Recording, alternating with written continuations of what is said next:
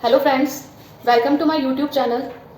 आज हम हमारी सीरीज को आगे बढ़ाते हुए क्वेश्चन 21 एंड क्वेश्चन 22 को कवर करेंगे। तो देखिए क्वेश्चन नंबर 21। क्वेश्चन 21 गिवन है, if -3 is one of the zeros of the polynomial k-1 x² plus kx plus 1, find the value of k। अब सबसे पहले पॉलिनोमियल क्या होता है और जीरोज ऑफ द पॉलिनोमियल क्या होता है, इस कॉन्सेप्ट को क्लियर करने के बाद हम हमारे मेन क्वेश्चन पर मूव करते हैं। जैसे सपोज मैंने लिखा 3x², तो ये मोनो कंडीशन है, मोनोमियल। अब मैंने इसके साथ में क्या लिख दिया 3x, और मैंने इसके साथ में क्या लिख दिया 4। तो यहाँ पर क्या है कि 2 से ज़्यादा टर्म्स हो गई, तो ये एक तरह का क्या है, पॉलिनोमियल है। क्या चीज़ है ये, पॉलिनोमियल। अब यहाँ पर ये जो पॉलिनोमियल है, इसमें यदि आपकी कोई वैल्यू इस तरह से पुट कर दी जाए कि इस पूरे पॉलिनोमियल की वैल्यू क्या बन जाए, 0। क्या बन जाए, 0। तो ऐसी वैल्यू जो कि पूरे पॉलिनोमियल को 0 बना दे, तो क्या कहलाता है, जीरो ऑफ द पॉलिनोमियल। तो जो जिस वैल्यू पर, सपोज 2 पर ये वैल्यू 0 बनी, तो 2 जीरो ऑफ द पॉलिनोमियल हो जाएगा, और -2 पर यदि इसकी वैल्यू 0 बनी, तो -2 क्या हो जाएगा, जीरो ऑफ द पॉलिनोमियल हो जाएगा। तो इसका मतलब यदि 3x² प्लस 3x प्लस 4 लिखा हुआ है, तो इसका मतलब पॉलिनोमियल तो है, और पॉलिनोमियल को हम p से रिप्रेजेंट करते हैं। अब इसमें एक्सप्रेशन कौन सा, वेरिएबल कौन सा यूज हो रहा है, x। तो मैंने इसको किस तरह से डिनोट कर दिया, पॉलिनोमियल इन x। अब पॉलिनोमियल इन x जो है, उसको लिखने का मेथड क्या है, 3x² प्लस 3x प्लस 4। अब उसने हमारे को कंडीशन क्या गिवन, उसने कंडीशन क्या दिया हमें कि if -3 is one of the zeros. कुछ क्वेश्चंस में तो zeros of the polynomial find करना होता है, बट यहाँ ऑलरेडी आपको जीरोज ऑफ द पॉलिनोमियल कितना दिया हुआ है, -3। तो यानी जीरोज का मतलब क्या है, इस x की ऐसी वैल्यू जो हमें क्या प्रोवाइड करा दे, 0। मतलब हमारा फाइनल आंसर क्या आना चाहिए, 0। तो -3 इसका क्या हो जाएगा, जीरो ऑफ द पॉलिनोमियल। तो ये मैंने आपको क्या समझाया है, कॉन्सेप्ट जो कि मैंने आपको रफली समझाया है। अब हम चलते हैं अपने क्वेश्चन की तरफ। आई होप आपको इतना कॉन्सेप्ट क्लियर हो गया होगा। अब देखिए क्वेश्चन का मेन सॉल्यूशन क्या रहता है।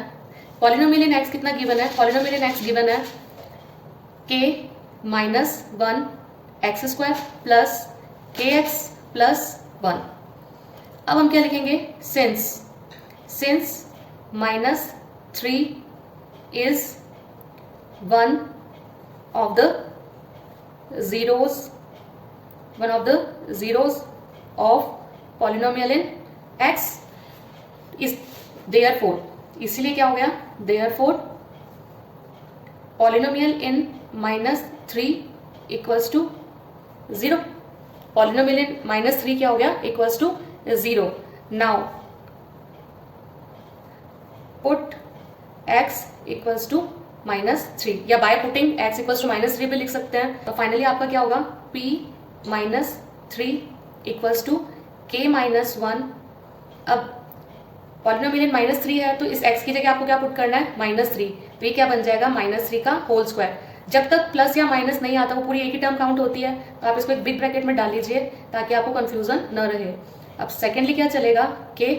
अब x की जगह आपको क्या पुट करना है, -3, और प्लस क्या हो गया, 1। अब ये पॉलिनोमियल -3 जब पुट कर रहे हैं, तो इक्वल्स टू में कितना आना चाहिए, 0। कितना आना चाहिए, 0।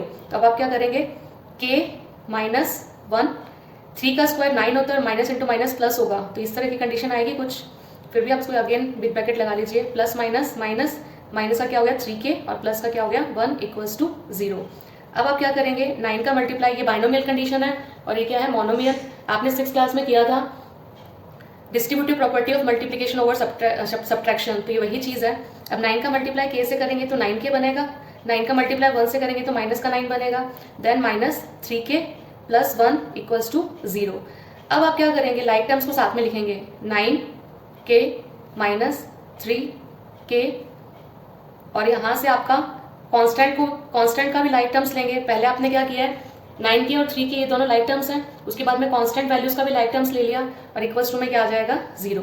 अब 9 पॉजिटिव है, 3 नेगेटिव है, तो यहाँ पर 9 - 3 कितना हो गया, 6k, और माइनस का 9 प्लस का 1 सब्ट्रैक्शन, माइनस का 9 प्लस का 1 सब्ट्रैक्शन टेक्स प्लेस, तो 9 में से 1 लेस होगा तो कितना आ जाएगा, 8 इक्वल्स टू क्या बनेगा, 0। अब 8 वहाँ जाएगा तो 0 + 8 कितना हो जाएगा, 8 होगा। 6 और k का क्या रिलेशन है, 6 एंड k का रिलेशन है मल्टीप्लाई का, 6 वहाँ मूव करेगा यानी राइट हैंड साइड में, तो ये क्या होगा, डिवीजन में कन्वर्ट हो जाएगा, तो ये बनेगा 8/6। इसको 2 की टेबल से कट कर लेते हैं, तो ये बन जाएगा 2 4 8 एंड 2 3 6, तो k equals to 4/3 is the final answer, और यही आपको फाइंड करना था। आई होप आपको समझ में आ गया होगा। पहले हमने पॉलिनोमियल क्लियर किया, पॉलिनोमियल के बाद जीरो ऑफ द पॉलिनोमियल क्या होता है, और सिंपली उसके बाद हमने क्या किया, एक्स की जगह 3 की वैल्यू को -3 पुट करके और उसको 0 के इक्वल प्रूव करके वही ट्रांसपोजिशन मैथड को यूज़ करते हुए इसको सॉल्व कर दिया। अब हम मूव करते हैं क्वेश्चन नंबर 22 की तरफ। क्वेश्चन नंबर 22 है a box contains 90 discs number 1 to 90 if one disk is drawn at random then find the probability that it bears a multiple of 15। सबसे पहले प्रोबेबिलिटी को फाइंड करने का फॉर्मूला रहता है फेवरेबल आउटकम्स या number of favourable outcomes upon total number of outcomes. अब यहाँ पर टोटल नंबर ऑफ आउटकम्स क्या है? टोटल नंबर ऑफ आउटकम्स 1 से 90 तक 90 नंबर ही रहेंगे, तो टोटल नंबर ऑफ आउटकम्स कितना हो गया? 90। अब आपको क्या करना है? मल्टीपल ऑफ 15 लेना है। क्या लेना है?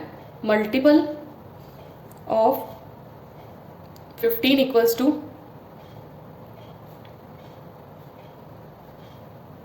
आपके सामने 15 का पूरा टेबल लिखा है मैंने अप टू 90 तक।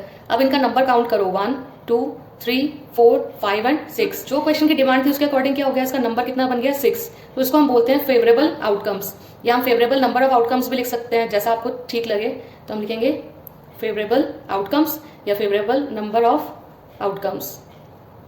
फेवरेबल नंबर ऑफ फाइंड किसकी करनी है? Probability of multiple of 15। तो probability of getting multiple of 15 equals to क्या हो जाएगा? फेवरेबल आउटकम, सॉरी मैंने 60 लिख दिया, 60 नहीं होगा, 0 6 6 होगा, 1 2 3 4 5 एंड 6। तो ये बन जाएगा 6 अपॉन 90। अब इसको आप 3 की टेबल से कट करेंगे तो 3 2 ज़ा 6, 3 3 ज़ा 9, 0 का 0। अब आप इसको 2 की टेबल से कट कर लीजिए, 2 1 ज़ा 2, 2 1 ज़ा 2 एंड 2 5 ज़ा 10। तो 1/15 क्या हो जाएगा आपका आंसर। आई होप दोनों क्वेश्चंस आपको अच्छे से क्लियर हो गए होंगे। फिर भी आपको किसी भी तरह की कोई प्रॉब्लम है तो आप कमेंट सेक्शन में कमेंट ड्रॉप कर दीजिएगा, आपकी प्रॉब्लम्स को जल्दी से जल्दी सॉर्ट आउट किया जाएगा। इसी के साथ वीडियो को यहीं फिनिश करते हैं और मिलते हैं नेक्स्ट वीडियो में। तब तक के लिए thank you and have a nice day.